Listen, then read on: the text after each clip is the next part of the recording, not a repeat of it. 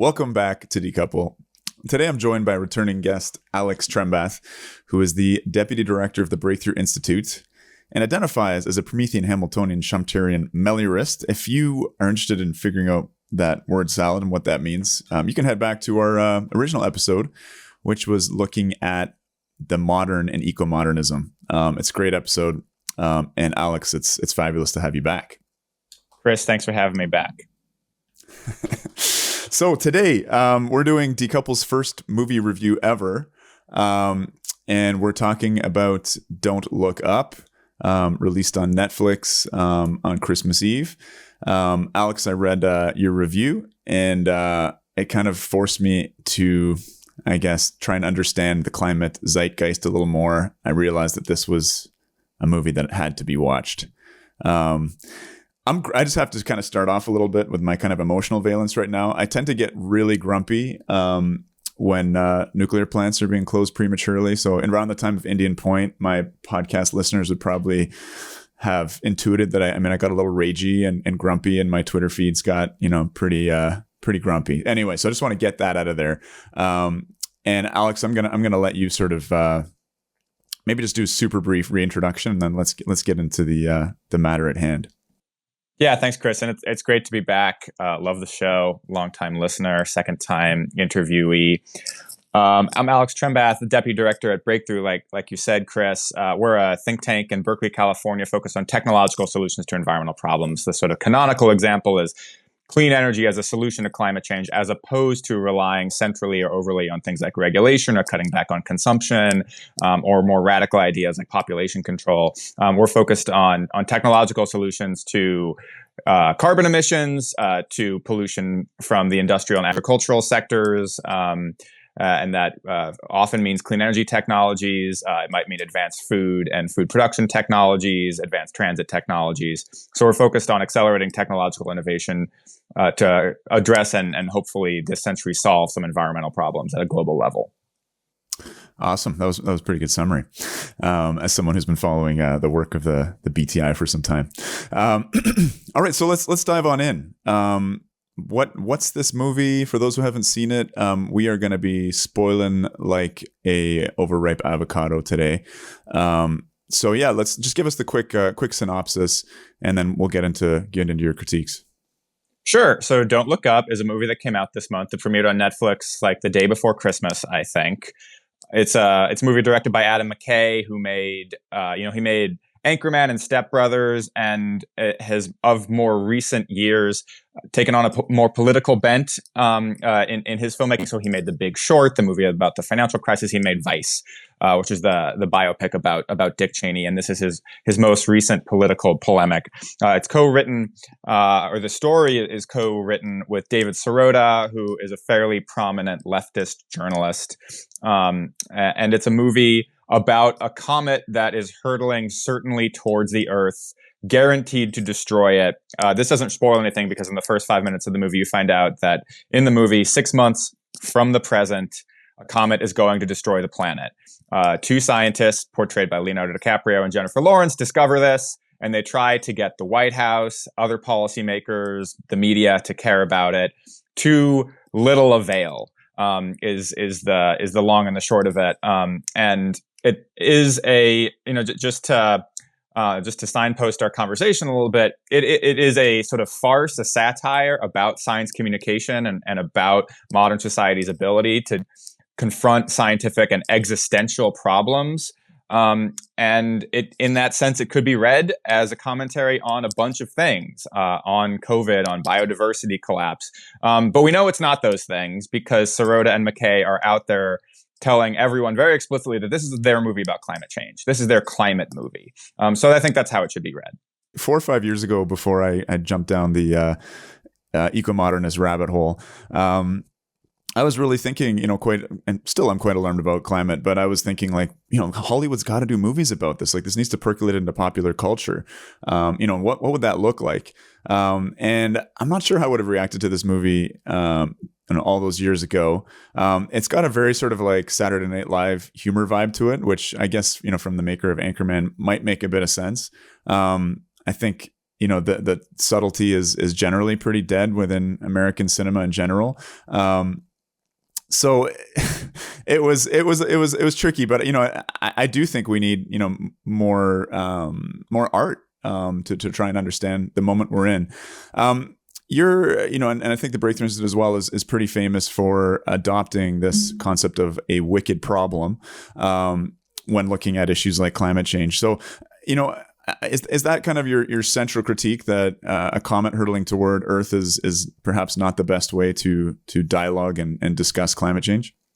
Yeah, I have a bunch of thoughts, but that's my main critique, and it's why I knew that this movie was going to frustrate me. When I saw the trailers for it a few months ago, and I think you could do a better or worse job with the comet allegory, and I don't think this movie does a great one. So climate change is, just to get back to basics, is the shorthand we give to the sort of slow accumulation of carbon emissions resulting from human activities, anthropogenic emissions of carbon dioxide, methane, other greenhouse gases, that is.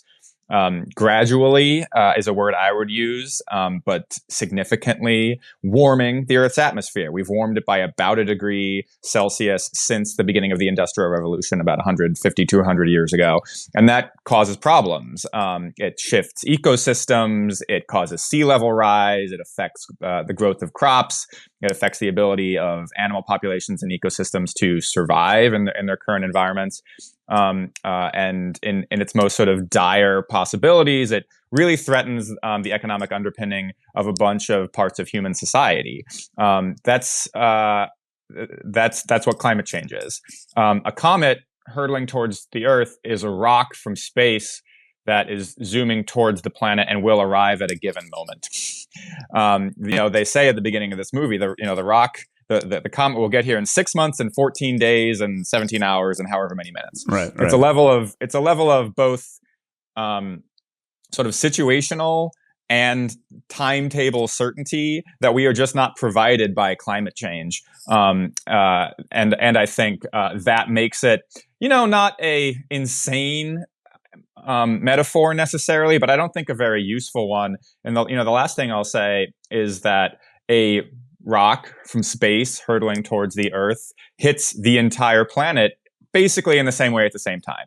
Climate change is a global problem. It's not something that me in Oakland can address on my own, or that the United States can address on its own, or that just affects one country or one or one river or one ecosystem. It is a global problem, but it does affect different societies differently, more or less. The wealthier you are as a society, the more advanced infrastructure you have, the better you'll be able to handle whether it's sea level rise, rising temperatures, effects on crop production, and the poorer and less advanced infrastructure you have as a nation or as a society, the less well you'll be able to deal with that. So that level of complexity and nuance is also completely erased by the comet metaphor. So I've long sort of had a problem with that metaphor. Right. I mean, it is interesting within the climate discourse how, firm timelines are brought up. If we don't do something by 2030, we have 12 years. If we don't get to net zero by then, the world is going to end. I mean, there is that kind of reverberation. And so is a cultural commentary. Like there are interesting parallels, but that could have been handled in a way that was more, I guess, a little more intelligent. And with COVID, we often hear, we're all in this together. And obviously the Zoomocracy has not been in the trenches in the way that, the frontline worker at Costco has, for instance. So we featured Vijay Ramachandran talking recently about green colonialism and energy policy kind of inflicted from the North and the global South. So that certainly rings true. In terms of this idea of a wicked problem that I referenced before, I had been unfamiliar with the term probably until about a year ago, and I just was reading up on it a bit more today. But can you define that for us? Because I think that's, again, lying at the core of your critique and what's different. But let's kind of abstract it a little bit and maybe talk about some other examples so that people can really get a sense of what that means. Yeah, I'll do my best. So wicked problem is a term basically invented by these two theorists in the post-war 20th century. named, I'm forgetting their first names, but it's a paper by Riddle and Weber, where they define what a wicked problem is, and they compared a wicked problem to a more simple technological, social, infrastructural problem. So something like building a sewer system is a simple problem, where, you know, before we had underground sewer systems, we had quite a bit more dysentery and spreading of disease, and contamination of food and public health problems. And it was very, very bad before the actual diffusion of indoor plumbing and underground sewer systems. That was a serious problem, but a fundamentally simple one. What you have to do is you have to build a bunch of sinks and toilets and pipes underground to address the problem. Riddle and Weber defined this term wicked problem, where the problem might be very dire, but both the causes of the problem itself and the solutions to it are deeply contested along, you know, a number of sort of valences, whether those are identitarian or sociological or economic or political. So especially the sort of later into modernity you get, the more wicked problems presented by sort of poverty become. So poverty, you know, before, say, the 20th century in rich countries was mostly a problem of deprivation, where you literally had people starving because they didn't have enough food to eat. In most of the Western rich countries in the world today, you don't actually have a scarcity of food, or a scarcity of money.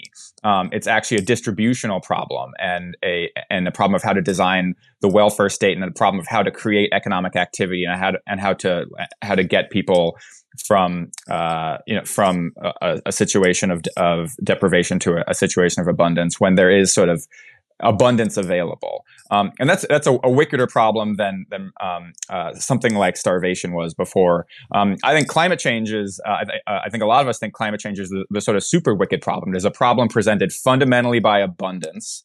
We weren't worried about the effects of human societies on ecosystems as much when almost the entire planet was living in what we would call poverty today, in the pre-industrial revolution period. Climate change is the result of our wealth and our activity as a species. It is a huge technological and infrastructural problem where it's not as sort of simple as putting a scrubber on a smokestack, or sort of mandating catalytic converters be attached to all automobiles, or sort of phasing lead out of gasoline. Climate change, which is the result of really all of our technological and infrastructural activity, sort of requires the close to full turnover of all technology and infrastructure on the planet. That's a big problem, and sort of fundamentally, who is at fault for it is a deeply contested question. Is this the fault of industrial capitalism as a system? Is this the fault of human greed or profligacy? Is this the fault of having too many kids? Is this the fault of a few plutocrats or the fossil fuel industry? Is this the fault of denialist politicians? I lean towards this is the fault of the sort of mass availability and usefulness of fossil fuels, and that's sort of a harder problem to solve. But I'm not the last word on that. It's a deeply contested problem, which is one of the things that makes it so wicked. In contrast, again, to a rock zooming towards the Earth, which right. Is very dire. I would argue more dire than climate change. And by the way, it's not like an impossible scenario. There are asteroids out there that could hit us, right? And we should be worried about that. But whether or not it's feasible to send up 1 million nukes to divert the rock off its course and save the planet, that's the solution. It's a simple problem, not a wicked one. Right. It's interesting, talking about sort of the double-edged sword of fossil fuels. I think it's very easy to have a very simplistic and to make climate change into a simple problem is very tempting. And I think a lot of mainstream environmentalism does just that, where, and the movie does that as well, right? Where it's, courageous scientists up against, evil politicians and billionaires. And, obviously, as you're saying, things are much more complex than that. It was interesting. I was reading some and hanging out with James Hansen recently, and he's a godfather of climate change, but he's also someone who's studied energy. And I keep saying this to people that if you want to understand climate change, and particularly the political responses, you need to have your feet in both the waters of the climate science and understand that, but also in energy systems. And here's the godfather of climate change, someone who's been arrested 5 times, who's a committed climate activist, talking in his writing about how fossil fuels have been an incredible boon to humanity, eradicated a lot of poverty around the world, provided the bounty that we all take for granted. And on a personal level, because this was, a depth of understanding that took me a while to come to, as I've developed a bit more of a subtle way of looking at the world with age and with 113 podcasts under my belt. But we talk about the impacts of climate change on our children and our children's children. Something that really hit home for me a little while ago was this idea that, without a bountiful energy system, or if my son had been born in, say, Namibia, and there was energy poverty, he lived in an incubator for a month, he wouldn't have made it, without bountiful energy. And then, well, what about his children? And there's kind of this discount rate that applies, like if your own kid doesn't make it because of energy poverty, right? So I think that was this whole thing of simplifying and making a wicked problem into a simple problem is such a problem in general with the environmental movement, and in particular with this movie, which I haven't been following the reviews of what you call the climate commentariat, but it seems like it's being received in pretty positive ways by that group of individuals. What's been your read? You've been keeping your pulse on this much more than I have. Yeah, I think that's right. I mean, it's a movie designed principally to sort of flatter the sensibilities of wealthy, progressive liberals who care about climate change. There's nothing wrong with caring about climate change. Obviously, it's something I work on for a living, and I am certainly a member of the global wealthy. Just like many of the fans of this movie are. But again, this movie has to erase or flatten all of the complexity of climate change in order to flatter climate advocates, or climate catastrophists, or folks who spend a lot of time worrying about this problem. You have to actually erase or you have to erase the differences between the impacts of a problem on different people around the world, and pretend that it's all one comet hitting us all in the same way, as opposed to, exactly as you said, climate change being a problem that threatens to do to, say, my children and grandchildren what billions of people around the world deal with on a daily basis today, which is a lack of access to modern energy systems, which is a lack of access to abundant and healthy food, which is a lack of access to economic opportunity, a lack of access to mobility and movement. These are problems that exist today, and they're not a comet hurtling towards the, again, billions of people around the world. Over half the planet lives on less than $10 a day. And you have to just erase that I would say significant portion of the problem and of our perspective on it to tell this story. So that's another thing that's sort of been frustrating me about the positive reception to it. It's a movie about a very particular, and I would say pretty narrow, view on climate change, which is the view that one can have when one is seated extremely comfortably by global and historic standards in the sort of economic and social pecking order. The sort of wealthiest, most comfortable people in the history of humanity are making a movie about how a comet is zooming towards the planet, and that this is exactly like climate change, and that what we need to do is listen to them. We need to listen to the loudest, most catastrophist advocates for climate action. And I'll wrap up here. Even though they don't present any analogous or specific solution at all. And I want to give a little credit to David McKay. I saw McKay, who wrote and directed this movie, tweeting, I think yesterday, the week after this movie comes out, about how we need many Manhattan projects to deal with climate change. And he talked about renewables and carbon capture. And that's, I think that's not enough. As you know, Breakthrough it has a particular focus on nuclear energy that completely leaves out the industrial and agricultural sector. But I appreciate that. I appreciate that he's talking about infrastructure and technology.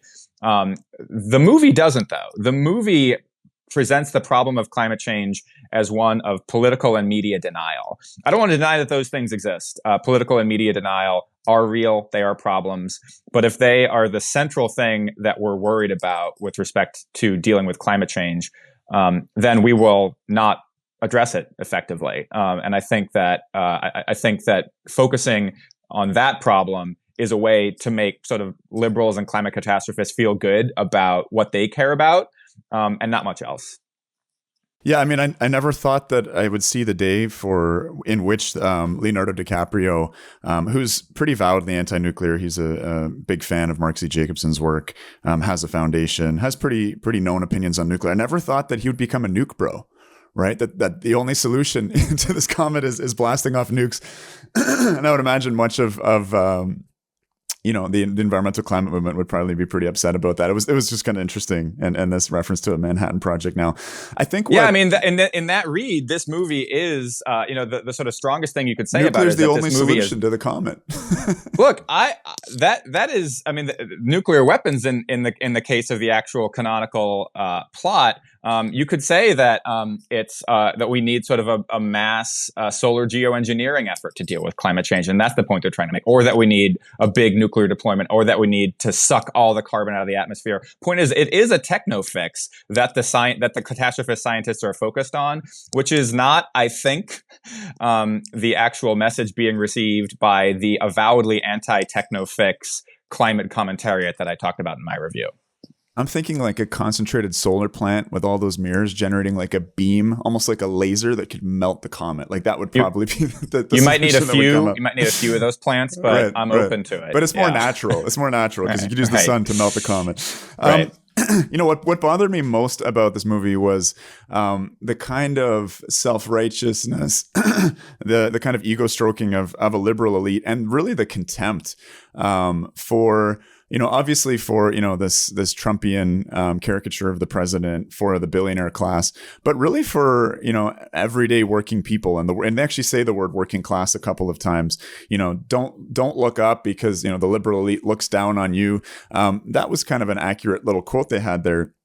But I think there's a real frustration amongst, the climate elite, and that is that there's kind of a resistance from everyday working people, from working class people, to the prescriptions, to how they want to solve the problem. Which I think Lee Phillips did a great job in a recent article for the Breakthrough Journal elucidating when he was saying, that the Green New Deal has to base itself in working class politics and unions, et cetera, because it makes perfect sense that working people don't want to sign up for what Lee Phillips calls eco austerity. And so there was just a lot of moments that were super cringy, where there was a kind of like ridiculing of working people. And I think it's this frustration the liberal establishment feels to, Trump having won Michigan and a bunch of the, industrial states, and a kind of uneasiness with that. I thought that was kind of an interesting moment for me. Yeah. And like all of this is an old problem that dates, the original sort of constituency for Marxism and for sort of labor solidarity was the working class. Sort of in the post-war rich world, the main explicit constituency for Marxism became the student class, and I would say today it's the sort of professional, managerial, and activist class. Nothing wrong with that class. I am a card-carrying member of the professional managerial class. I also work at a laptop all day, and fly to conferences and do podcasts about issues. But when the sort of sectors of the economy that produce most of our fuel and our energy, that grow most of our food, that build most of our infrastructure, when those segments of our society and of our economy become alienated from the interests in climate action, which I think is something that we're seeing more and more, and become alienated from from progressive politics, so much that progressive culture creators and politicians actually do embrace looking down on the other half or whatever, then I think we have a problem. I don't want to say it's a simple solution, or that the sort of economic and political right in not just the United States, but in other developed countries doesn't have their own things to deal with. Donald Trump is a climate denier, and I also think looks down on many of those same working class citizens in a similar way. But when that is your politics, one of condescension and sort of alienation from the actual activity that not just creates carbon emissions, but actually puts food on the table and undergirds the entire infrastructure of the society that we rely on to be keyboard warriors, then I think we have a problem. And I think it deserves interrogation and investigation, not caricature, which is what I see in the movie. I think this movie represents a fairly powerful and I would say problematic understanding of the climate problem that is emblematic of how a lot of the sort of professional climate activist and climate advocate class thinks about the problem and thinks about the solutions to it. On the other hand, I think the sort of technophobia that the sort of environmental left is well known for is not actually well represented in our electoral politics. So when you actually look at what both the right and the left are interested in terms of responding to climate change, they're interested in technological solutions. We have been investing billions and billions of dollars in technological innovation and infrastructure, pushing us arguably too slowly, and that's its whole other conversation, towards lower carbon technology and infrastructure. The main solution offered by the Biden administration is this big infrastructure package and the Build Back Better Act, which are trillions of dollars invested largely in technological innovation and deployment of low carbon technologies. So the actual sort of preferences and interests, I think, somewhat on display in this movie and in the environmental left, are not actually well represented in sort of the wider culture and in our wider politics, which makes me hesitant to care too much about this movie, for instance, despite what my Twitter feed would suggest these days. And so that's something that I sort of wrestle with in terms of what are the impacts of these messages and how they're packaged. I think it's one thing for a movie on Netflix to do very well during the holidays, when there are, tens of millions of folks who do sort of, work on their laptop all day and have a sort of distant connection to the idea of climate change, and are happy to be sort of flattered by the message that this movie gives. That doesn't mean that it's particularly representative of even our wider cultural battles about climate change, let alone our sort of material economic ones that are, I think, a lot more promising if you look at what our politicians are actually up to. So we started this interview off talking about probably the fundamental error of this film being that it treats a wicked problem as a simple problem. I was again, 5 years ago, I was thinking how could we produce more content that's about climate change? At that time, I was thinking just about scaring the shit out of people to get them motivated. I think, as you were saying, we're kind of past that to a certain degree. Denialism is quite rare. I guess there's sort of the rise of lukewarmism. But how do you make an intelligent movie about a wicked problem? What came to mind for me was the wicked problem of nuclear weapons and Dr. Strangelove, right? Which, it's a beautiful film. It's actually quite funny. There are caricatures in it, but the character development is really strong. It might be a little bit longer than than Don't Look Up was. But for me, I thought that was a great film dealing with a wicked problem. Do you have any suggestions for, how a wicked problem can be handled well in film? Do you have any other examples? No is the short answer. It's something that I've thought more and more about, especially as I've been reflecting on this movie and on sort of climate art over the past several years. I would agree that Doctor Strangelove is probably the best example of sort of good, productive, and I would say efficacious political satire. And I think it does such a good job by dealing with both the absurdity and the complexity of mutually assured destruction in that case. And I think that's the evidence is in. I think that's hard, not easy to do in a film because there's just not that many examples of it that I can see. I'm happy to be proven wrong. I've been thinking about what I perceive as good climate art over the last few years. And movies come to mind. I just saw the new Nicolas Cage movie Pig, which you wouldn't think has anything to do with climate change, but there is a sort of undercurrent of eco fear and fear of an ecological catastrophe sort of built into Nicolas Cage's character psyche. And that, another good movie that came out recently is First Reformed with Ethan Hawke. It came out a few years ago, which is also about the sort of the weight of sort of existential dread that inflects all of our emotional relationships in life, whether they're with God or romantic relationships. The problem is that like most of the climate art that I find good is actually really fatalistic and a little bit doomerist. And I think it ends up saying something emotionally very sophisticated and interesting about the preciousness of our relationships, about the preciousness of our current relationship on Earth, even if it is ultimately doomed, according to these artists.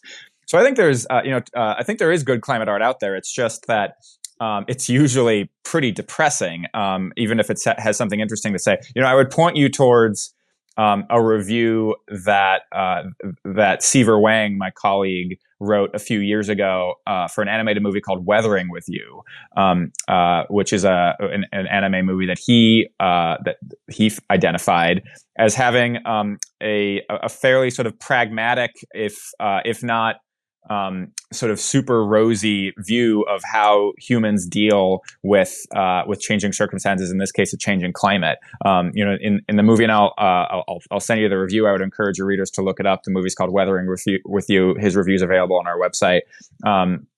In the movie, the sort of analogy for climate change is real and messes with people's lives. And people find way to maintain their relationships and to confront it. Which is usually not how the problem is represented in art. So just to wrap up all that thought, I think it's actually a really hard problem to depict in art. Cinematically, certainly, it's a huge problem. Like Adam McKay, who made The Big Short, called it the biggest issue in 66 million years. I might not go that far. There have been a lot of issues over the last 66 million years, not to mention just the last few hundred or last 1,000 or so.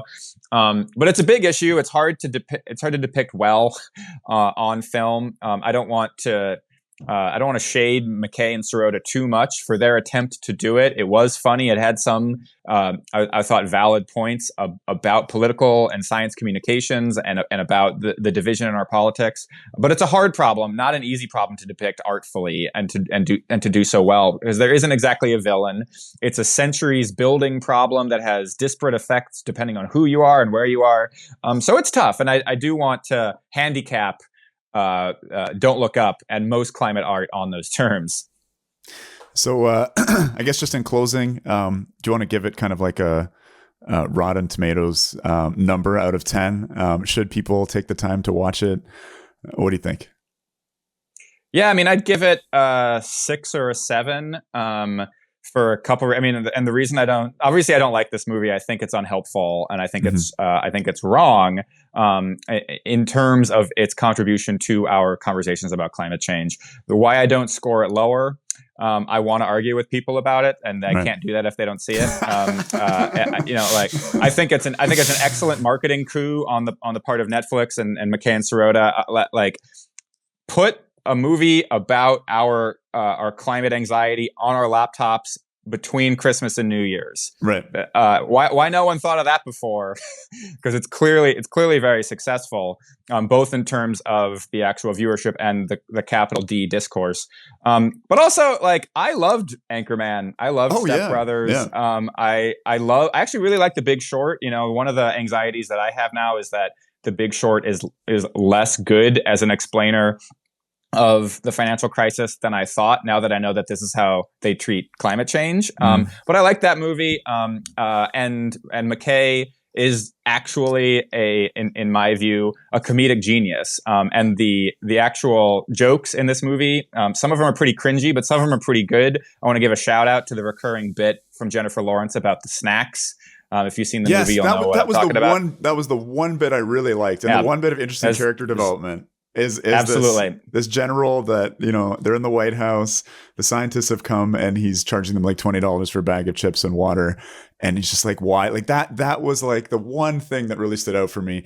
I have to say I'm down in like a 3-4 out of 10. I just found, oh man, so you like it even less than I did. Oh, I thought it was brutal. I mean, for all the reasons we've talked about philosophically, but, you know, for the filmmaking, for the dialogue, for the writing, you know, even the acting, I thought was, I mean, it's a movie of caricatures, right? With no character development. And I think about Peter Sellers, and I maybe have high standards from Dr. Strangelove, but there's a way to make a mockery of people, but do so really, you know, intelligently with some good character building. So, you know, this is the first thing I've ever watched on Netflix at 1.5 speed, but it was the only way I could get through with it, man. It was tough. You know, in the very beginning, I was saying, like, if the, you know, allegories to climate change are not too you know, too obvious here, and it's really just a movie where you can just see it as a movie about an asteroid impact, like, that's a very interesting film to make. Totally. There's a lot of, you know, existential questions, psychological questions that come up. You know, it's essentially a film about mortality. And there is a great film called The Last Night, filmed actually in Toronto with Sandra Oh. They've got some great actors in it, but it is, they don't mention that it's a comet, but the world ends at midnight on this day, and it's about what people do in their last 24 hours. I'm going to give that one a shout out, because if you want to watch a movie about the end of the world, I thought that one was pretty good. Alex, a pleasure having you back, man. Your review is available. I think it's at Foreign Policy, which means it's unfortunately, you know, pay-per-view kind of situation here. But thanks for coming on and making your analysis available to the people here on Decouple. Absolutely, Chris. Thanks for having me back. I was excited to get the invite for this conversation, and I really enjoyed it.